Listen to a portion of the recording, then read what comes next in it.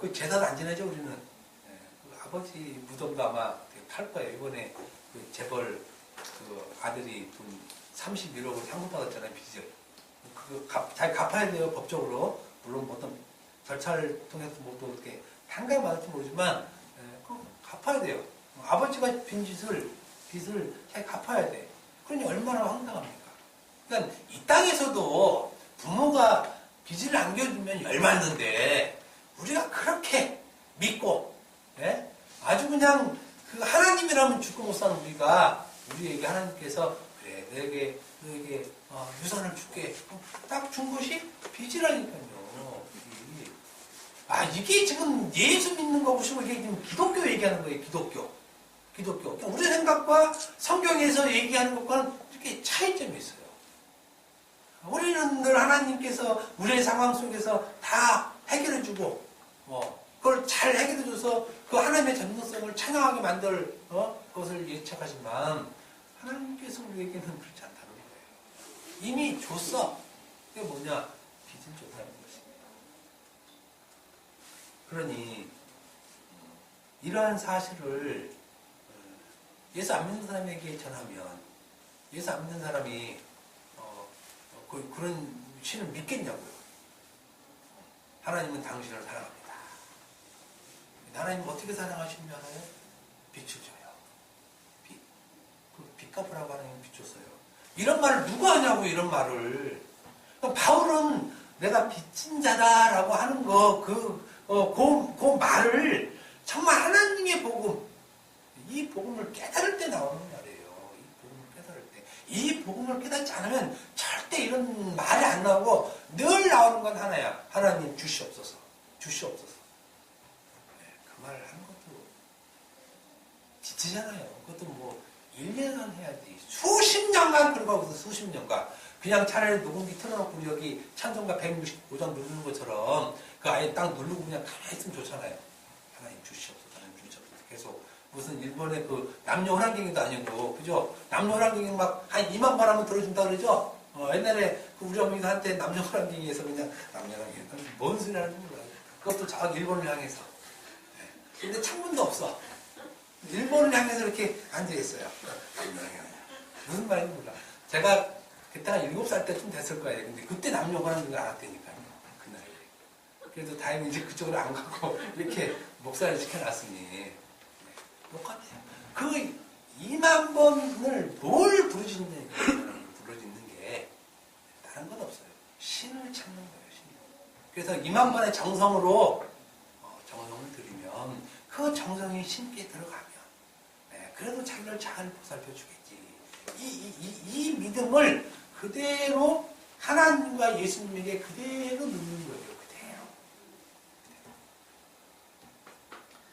그런데 기독교는 그것이 아니라는 것입니다. 빚을 준다는 거예요. 갚아야 돼. 내가 너 빚 줄 테니까 너 이거 갚아야 돼. 알았지? 그런데 희한한 게 그것을 감사하는 놈들이 나타나는 거예요. 그 빚 받은 것을 감사하더라는 거예요. 감사. 그게 성도라는 거예요. 그 빚을. 이 빚이 은혜의 선물이구나. 은혜의 선물이구나. 은혜의 복음이구나 하고 받아들이는 하나님의 남은 자들이 있다는 것입니다. 그러니까 하나님의 역사는 놀라워요. 이건 기적이 아니면 그것을 은혜로 받을 수는 없는 것이에요. 은혜로. 그러니 우리가 교회에서 그런 기도를 감히 못하는 것, 하나님 이것 주세요 저것 주세요 감히 못하는 것은 우리가 받은 것이 그게 아니기 때문에 그래요. 받은 것이.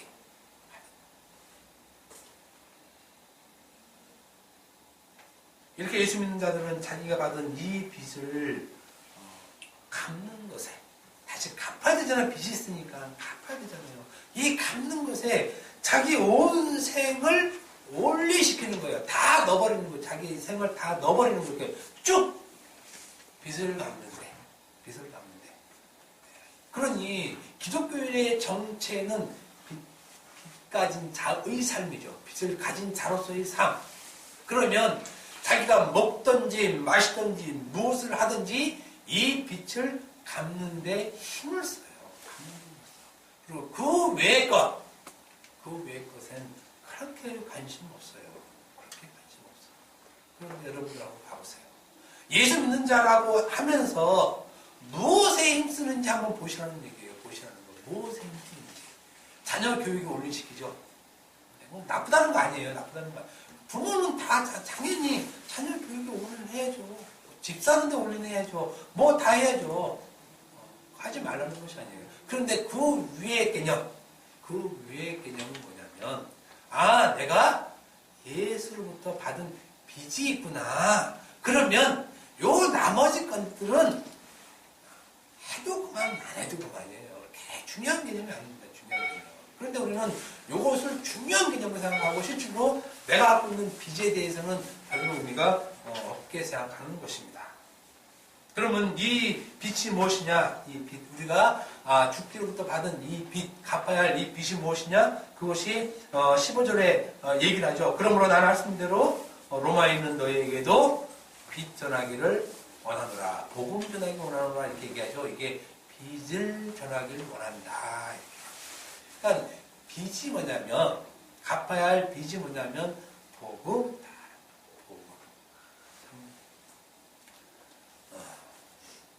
여러분들은 이 복음을 빚으로 받은 사람들이에요. 이거는 굉장한 하나님의 은혜가 있지 않고서는 이 은혜를 경험할 수 없어요.